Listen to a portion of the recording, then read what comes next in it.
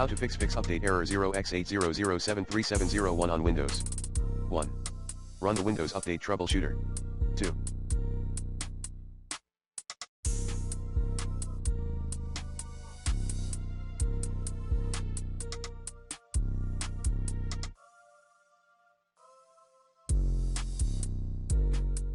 Install the update manually. To do so, access Microsoft Update Catalog. 3.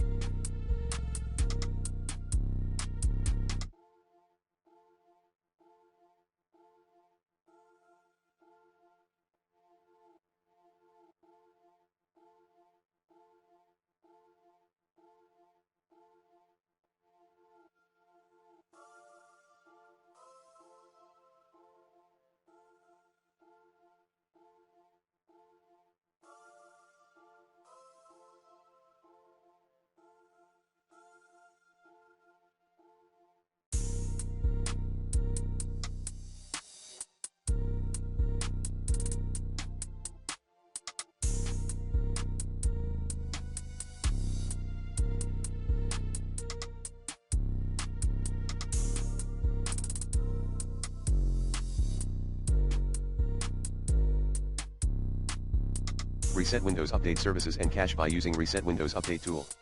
4.